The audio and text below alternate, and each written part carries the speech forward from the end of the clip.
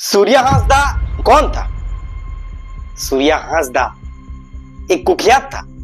सूर्या हांसदा एक गैंगस्टर था। सूर्या हांसदा क्या एक समाज सेवी था या फिर सूर्या हांसदा एक नेता था? नेता हम इसलिए कह रहे हैं क्योंकि चार बार इन्होंने विधानसभा का चुनाव लड़ा।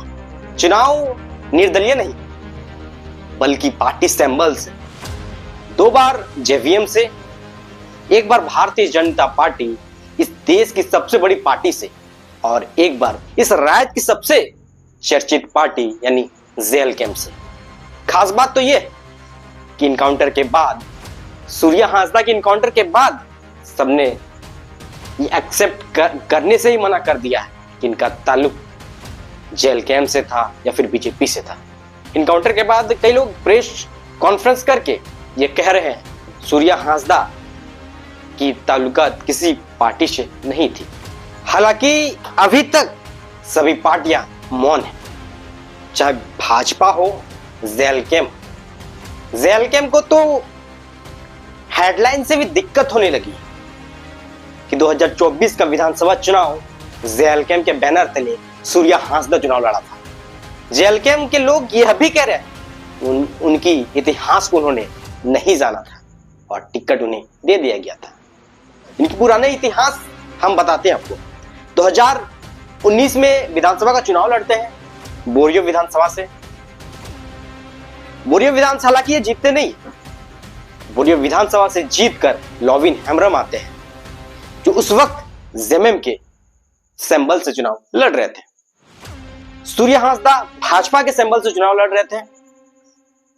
और ऐसा ही नहीं, सूर्या हांसदा सेकंड पोजीशन पे थे। सूर्या हांसदा मात्र 10% वोटों से लॉविन हेम्ब्रम से पीछे रह गए थे।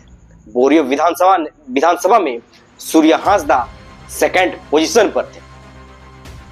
इतना बड़ा चेहरा, देश के सबसे बड़ी पार्टी भाजपा ने उन्हें टिकट दे दिया था। और सिर्फ टिकट नहीं दिया, टिकट देने के बाद इन्होंने यह भी दिखाया कि इन्होंने ग्राउंड पे मेहनत की और सेकंड पोजीशन पर दिया। हम चर्चा बहुत ज्यादा नहीं करते यदि ये चुनाव 4 बार निर्दलीय प्रत्याशी के रूप में लड़ते हैं। हम चर्चा इसलिए भी कर रहे हैं क्योंकि उन्होंने 4 बार किसी ना किसी पार्टी और ऐरा गैरा पार्टी नहीं बल्कि चर्चित पार्टियों से चुनाव लड़ा था। और सिर्फ चुनाव नहीं लड़ा था बल्कि सेकंड पोजीशन तक भी लाया था। लौटते हैं अपने मुद्दे पर। सवाल ये कि ठीक है, हम मान लेते हैं सूर्या हांसदा बहुत बड़ा कुख्यात था, सूर्या हांसदा गैंगस्टर था, सूर्या हांसदा अपराध था, सूर्या हांसदा बड़े बड़े बिजनेसमैन से पैसा वसूली भी करता था, सूर्या हांसदा कंपनियों से पैसा भी लेता था। चलिए हम सब कुछ मान लेते हैं, लेकिन क्या सूर्या हांसदा ये सारे काम महज सिर्फ 6 महीने पहले ही शुरू किया था? सवाल ये है कि क्या सूर्या हांसदा ये सारे काम, आपराधिक काम 6 महीने के अंदर ही सब कुछ किया? शायद नहीं। कई मामले 2000 से शुरू हुए इनके, 2003, उसके बाद लगातार कई मामले आते गए। तो क्या पुलिस, झारखंड पुलिस इतना एक्टिव हो गई कि इन्हें जैसे ही पता चला, सुबह नींद से उठी, सुबह नींद खुली, पता चल गया सूर्या हांसदा अपराध है, उसके दूसरे ही दिन इनकाउंटर कर दिया जाता है। झारखंड पुलिस क्या इतना एक्टिव हो गई? शायद तर्क करने वाली बात है। कुछ तो है इसमें, कुछ तो है जो शायद लोगों को बीच आना चाहिए। उनकी मौत की वजह इनकाउंटर है, हत्या है, अभी तक स्पष्ट नहीं। हालांकि प्रेस कॉन्फ्रेंस करके बता दिया गया है कि इनकाउंटर कर दिया गया है। और इनकाउंटर कैसा?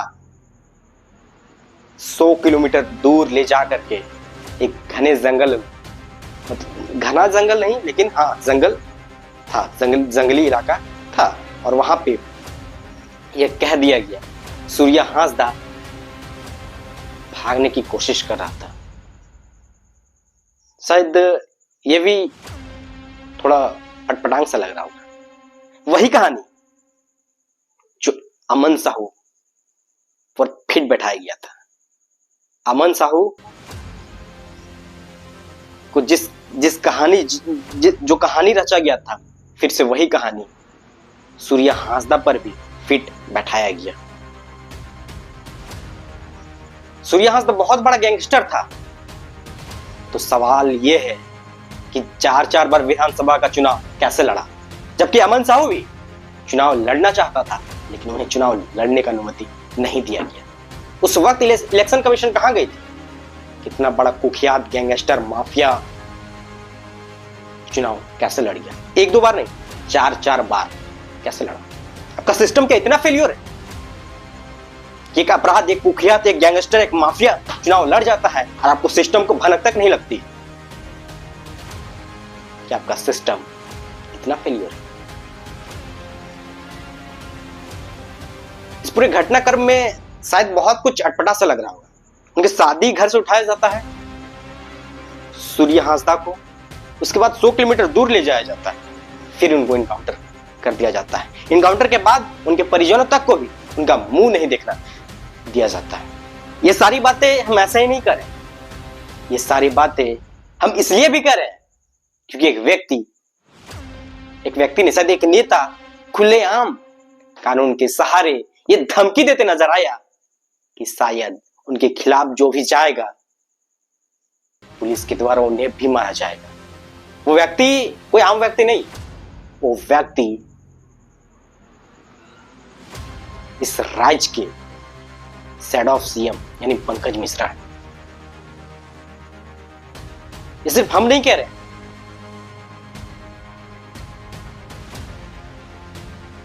बाकायदा जब आप इस वीडियो को देखिएगा तो आपको पता चलेगा तो खुलेआम भारी मंचों से किस तरह यह व्यक्ति कानून के सहारा लेकर के लोगों को धमकियां दे रहा है।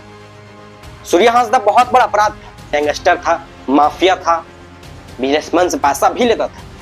तो क्या इस देश में लॉ एंड ऑर्डर नाम की कोई चीज नहीं? क्या इस राज्य में लॉ एंड ऑर्डर नाम का कोई चीज नहीं है?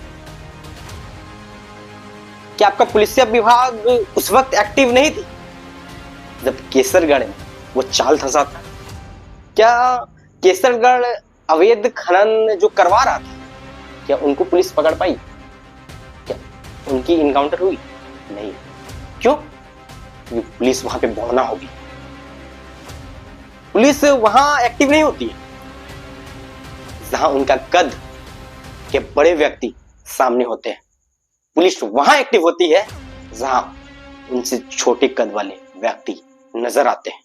ये हकीकत है, ये सच्चाई है, आप माने या ना माने। पुलिस वहां बौना हो जाती है अपने से ऊपर कद वाले व्यक्ति के पास। सूर्या हांसदा की इनकाउंटर कैसे हुई? इनकाउंटर था, हत्या था, या फिर एक नेता का चाल था? एक जांच का विषय, जांच होना चाहिए। किस तरह एक नेता प्रशासन के कंधे पर बंदूक लेकर के सामने से वार कर रहा है? शायद ये एक जांच का विषय। उनके परिजन को ये मांग है कि सूर्या हांसदा की जांच होनी चाहिए। फिलहाल के लिए इतना ही, फिर मिलते हैं किसी नेक्स्ट वीडियो में।